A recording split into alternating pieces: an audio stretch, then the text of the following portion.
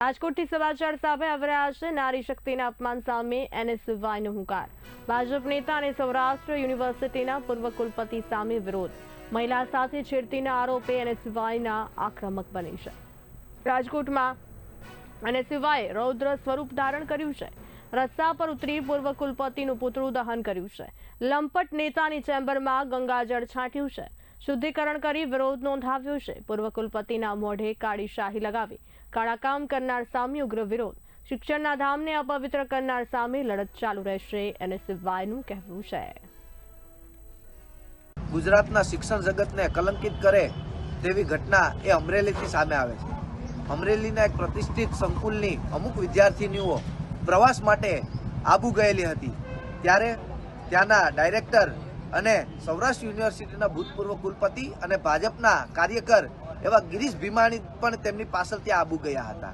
અને મળતી માહિતી મુજબ આ ગિરીશ ભીમાણી દ્વારા ફૂલ દારૂના નશાની હાલતમાં એ વિદ્યાર્થીનીઓ સાથે છેડતી અને અડપલા કર્યા છે એવી વિગતો અમારી પાસે મળી રહી છે।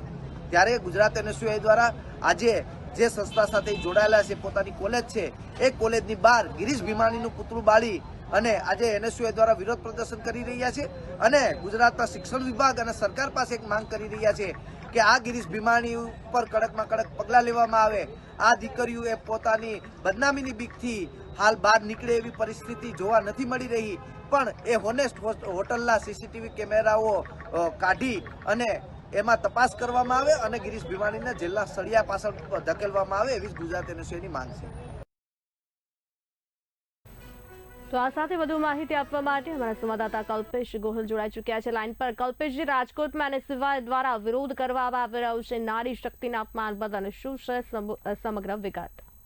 બરખા, ખાસ વાત કરવા જઈએ તો જે રીતે ગિરીશ ભીમાણી તે પોતે રાજકોટના પૂર્વ વીસી રહી ચૂક્યા છે અને હાલ તે અમરેલીના જે ગજેરા સંકુલ છે તેના નિયામક તરીકે પણ કાર્યરત હતા, પરંતુ જે રીતે 10, 11, 12 તારીખે જે ગજેરા સંકુલની વિદ્યાર્થીનીઓ દ્વારા રાજસ્થાન પ્રવાસે ગઈ હતી, ત્યારે પાછળ ગેલા બની અને આ ગિરીશ ભીમાણી છે તે પોતાની કાર લઈ અને ત્યાં પહોંચ્યા હતા અને ત્યાં ફૂલ દારૂના નશામાં વિદ્યાર્થીનીઓ સાથે છેડતી કરી હતી, બીભત્સ વાતો કરી હતી, સાથોસાથ કોકની સાથે અડપલા પણ કર્યા હતા તેવું જે યુવતીઓ છે તેના દ્વારા કહેવામાં આવી રહ્યું છે। સાથોસાથ જે રીતે ગિરીશ ભીમાણી દ્વારા કૃત્ય કરવામાં આવ્યું હતું તેની સામે યુવતીઓએ પોલીસ ફરિયાદ કરવા માટે અમરેલી જ્યારે પહોંચી હતી, ત્યારે અમરેલી પોલીસ દ્વારા તેને સંતોષકારક જવાબ ના આપવામાં આવ્યો હતો અને એવું કહેવામાં આવ્યું હતું કે રાજસ્થાનમાં બનાવ બન્યો છે તો રાજસ્થાનમાં તમારે ફરિયાદ કરવી જોઈએ, નહીં કે અહીંયા।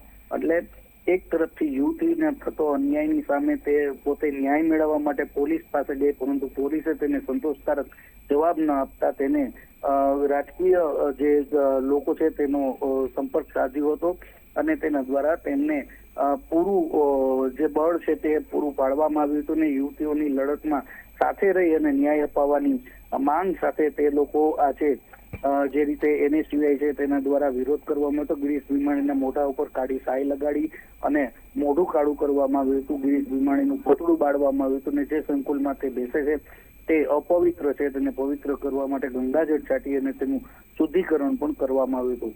હાલ તો આ તમામ દીકરીઓ છે તે પોલીસની પાસે ગમે ત્યારે પોતાની ફરિયાદ છે તે નોંધાવી શકે છે અને ગિરીશ ભીમાણીની સામે કાયદેસરની કાર્યવાહી થાય તે પ્રકારની હવે ક્યાંક માંગ પણ ઉઠવા પામી છે। જી કલ્પેશજી, સમગ્ર માહિતી આપવા બદલ આપનો ખૂબ આભાર। રાજકોટમાં નારી શક્તિના અપમાન સામે એનએસયુઆઈનો હુંકાર છે। ભાજપ નેતા અને સૌરાષ્ટ્ર યુનિવર્સિટીના પૂર્વ કુલપતિ સામે વિરોધ કરવામાં આવી રહ્યો છે। મહિલા સાથે છેડતીના આરોપે એનએસયુઆઈ આક્રમક બન્યું છે।